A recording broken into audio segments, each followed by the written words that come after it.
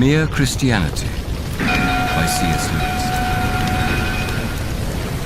The Cardinal Virtues. The previous section was originally composed to be given as a short talk on the air. If you are allowed to talk for only 10 minutes, pretty well everything else has to be sacrificed to brevity. One of my chief reasons for dividing morality up into 3 parts, with my picture of the ships sailing in convoy, was that this seemed the shortest way of covering the ground. Here I want to give some idea of another way in which the subject has been divided by old writers, which was too long to use in my talk, but which is a very good one.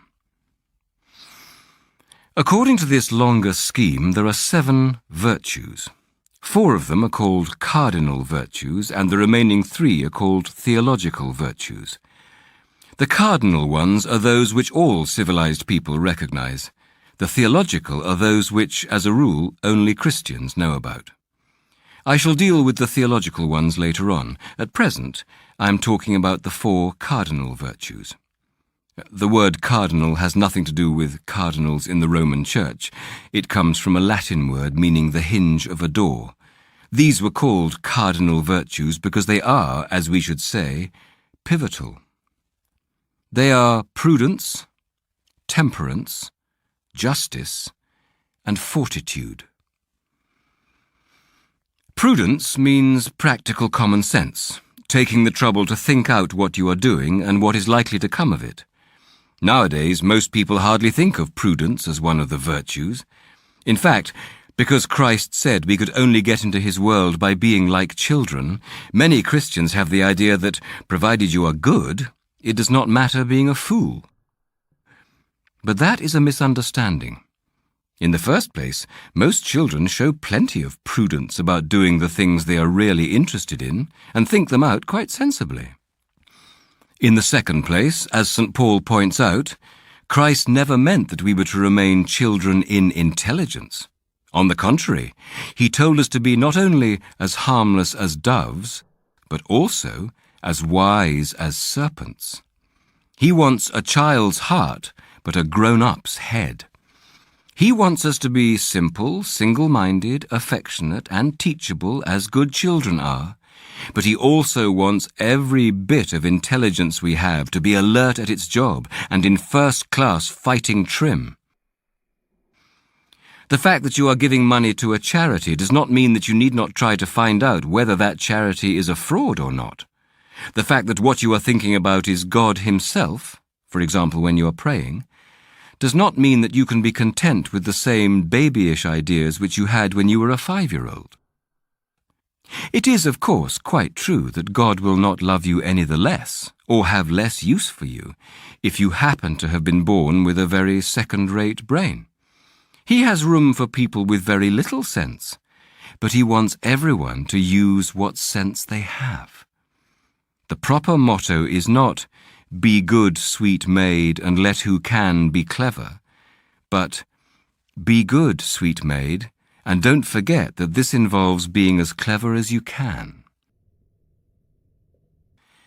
God is no fonder of intellectual slackers than of any other slackers.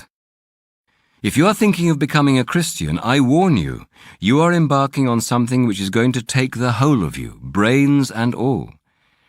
But fortunately, it works the other way round.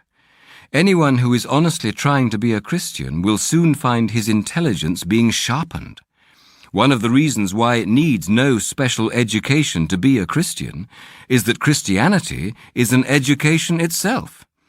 That is why an uneducated believer like Bunyan was able to write a book that has astonished the whole world.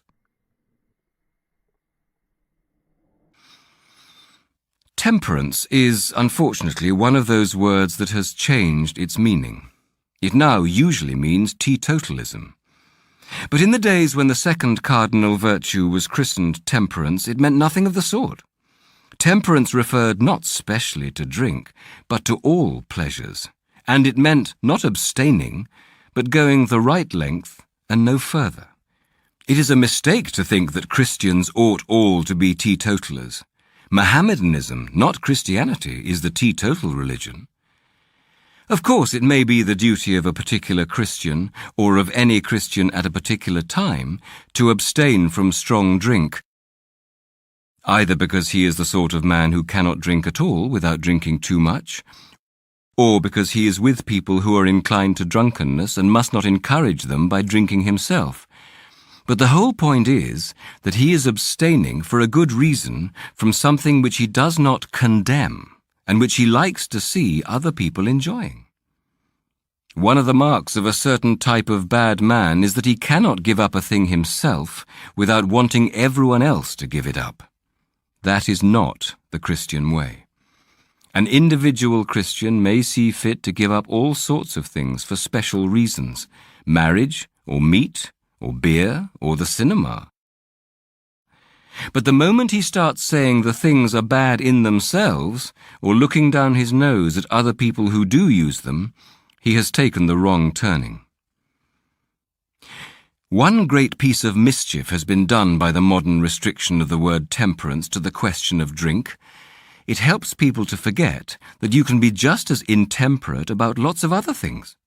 A man who makes his golf or his motor bicycle the centre of his life, or a woman who devotes all her thoughts to clothes or bridge or her dog, is being just as intemperate as someone who gets drunk every evening. Of course, it does not show on the outside so easily. Bridge mania or golf mania do not make you fall down in the middle of the road. But God is not deceived by externals. Justice means much more than the sort of thing that goes on in law courts.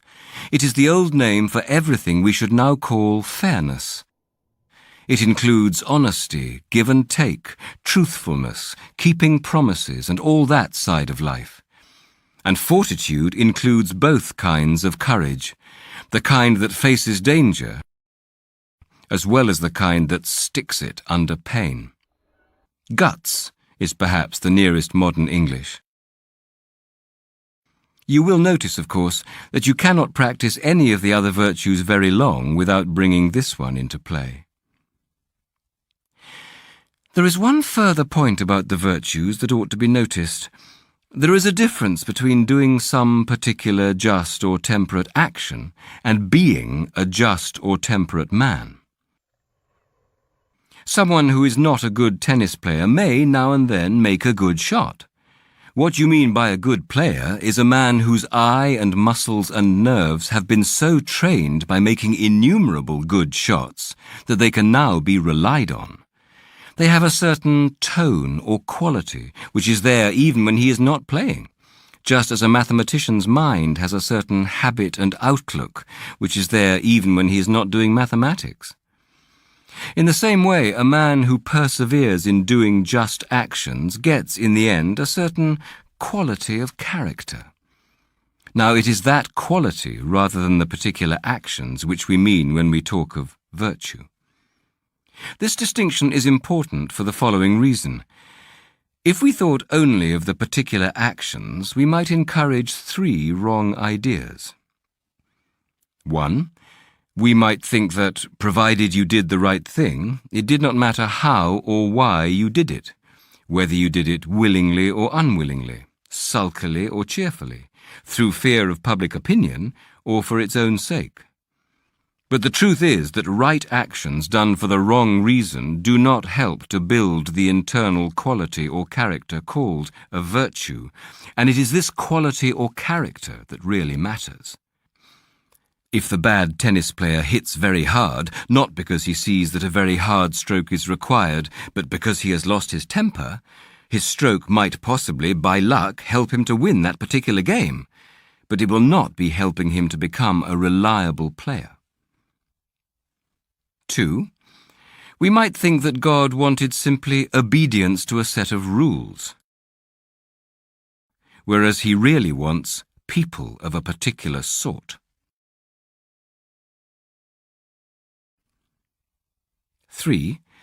We might think that the virtues were necessary only for this present life, that in the other world we could stop being just because there is nothing to quarrel about, and stop being brave because there is no danger.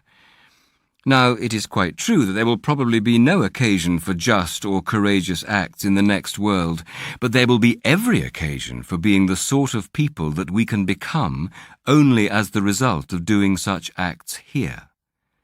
The point is not that God will refuse you admission to his eternal world if you have not got certain qualities of character. The point is that if people have not got at least the beginnings of those qualities inside them, then no possible external conditions could make a heaven for them. That is, could make them happy with the deep, strong, unshakable kind of happiness God intends for us.